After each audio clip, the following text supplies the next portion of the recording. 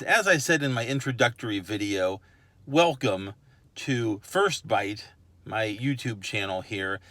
And my very first Bite video is also going to be the first video that I ever did 2 years ago when I started this just for my own personal project on my Facebook page.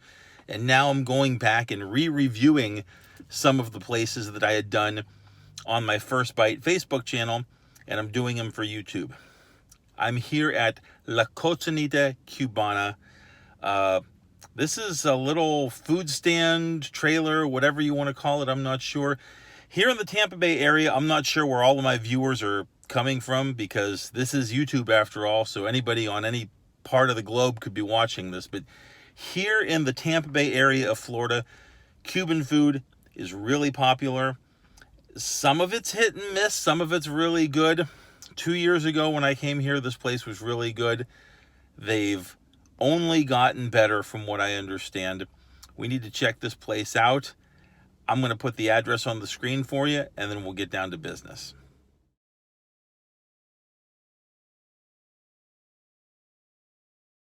Okay guys, we're back. We're in my office, just like I did 2 years ago when I started this, when I reviewed La Cocinita Cubana or La Cocinita Cubana. I never get the pronunciation right. I'm always back and forth between one or the other. Anyway, just like I did when I reviewed them on my Facebook page, now we're here in my office. Now, I got this. First of all, this is not a Cuban sandwich. And first of all, before I even say that, let me just say, Cuban sandwich did not originate in Cuba. You need to know that. Cuban sandwich did not originate in Miami. No, not true. The Cuban sandwich originated in Tampa, and it was a way for the cigar workers to have something to eat in the factories where there was no air conditioning, no refrigeration. They had to pack something that was going to keep for lunch. That's why you'll see mustard on a Cuban sandwich, but not mayonnaise. You will not see lettuce. You will not see tomatoes on a Cuban sandwich. You will see the Swiss cheese, the roasted pork, the ham, the salami. Now, something else that's very important about this.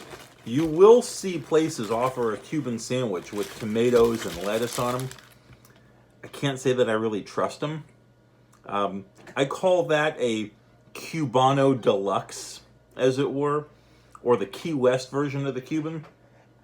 But real Cuban sandwich, no lettuce, no tomato. Now, let's take it one step further. This is not a Cuban sandwich. This is a medianoche, aka the midnight sandwich. The ingredients between the bread are the exact same ingredients as you will find on a Cuban sandwich. The difference is, instead of that hard, crunchy Cuban bread, it's this nice, soft, sweet egg bread.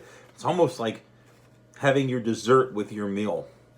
The reason is they call it the midnight sandwich, midnight snack. No crunchy bread, you won't wake everybody up. Oh my God.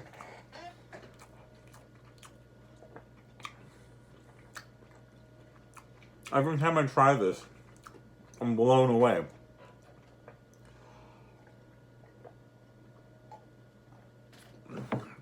Same ingredients as the Cuban, but that bread just does something. This might not be your thing, but I'm telling you, I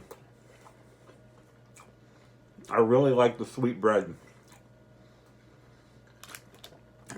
When this sandwich first came to Ybor City, which if you don't know, it was the cigar district in the early 1900s in Tampa. And now it's a little district where there's shops, restaurants, clubs. Picture the French Quarter of New Orleans, but on a much, much smaller scale. That's Ybor City here in Tampa. And you've got a unique blend of Italian-Cuban heritage. The Italians, the Cubans, they came to Florida, immigrated. Their kids intermingled and intermarried. Very unique blend of culture. Amazing food.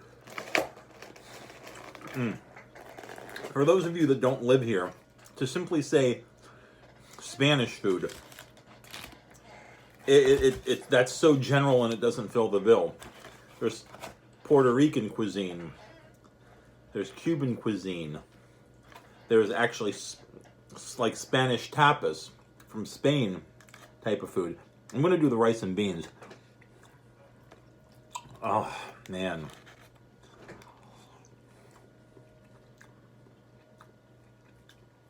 Yellow rice, black beans, a little bit of onion. I should mention that some Cubans, because obviously we have refrigeration nowadays. We don't live in the 1900s anymore. It has become more or less socially acceptable to go ahead and put mayo on a Cuban as well. I don't think she does, but some places you'll find mayo, and I'm okay with that. I honestly am. Staunch traditionalist that I can be.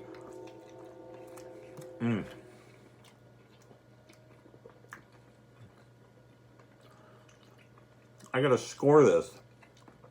I gotta give a score for it's so ridiculously good. We're starting off strong. Very first review. Excuse me. Very first review on my Facebook channel. This is gonna be like a 9.4. Great score. Practically unheard of score. And I mean, keep in mind, I guess score wise, I guess part of me is scoring this as far as overall, like how good food can be. Maybe that part of my brain is thinking that way, but I'm also more so than that. I'm more so comparing it to other Cuban food, basically. So, in the realms of Cuban sandwiches, this is, I mean, it's not technically a Cuban, so it doesn't have the Cuban bread, but it's a very distant cousin of the Cuban. Distant? Did I say distant? A very close cousin of the Cuban. This is like first cousins. This is like the sister of the Cuban sandwich. Or maybe the half-brother. I don't know. 9.4. Yeah. Just absolutely amazing.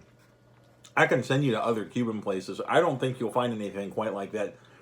Coincidentally enough, she does have a Cuban sandwich on her menu, the lady that runs this place, and she has the medianoche.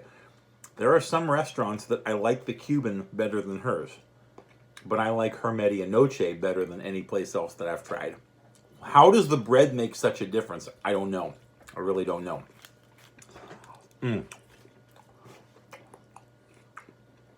Rice and beans is solid. I'm going to be honest with you. I would rather have yellow rice with just like a little drizzle of that Spanish mojo sauce or mojo marinade or whatever you want to call it. The white onion in here with the black beans and the yellow rice, though, is actually very good. In spite of the fact that this isn't really my style per se, typically.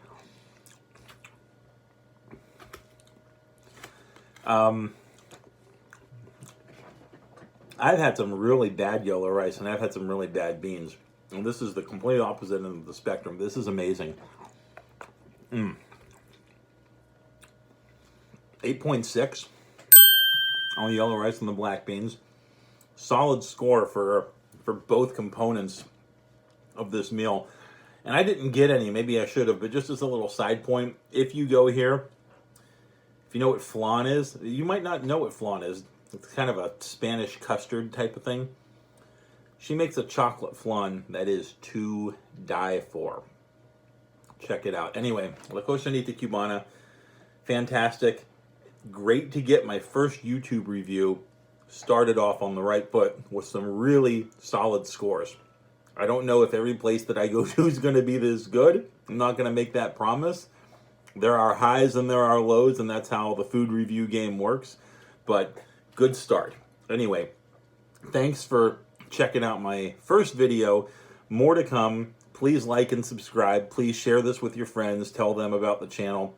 And until next time, deuces. I'm gone. That's been Dan with another episode of First Bite.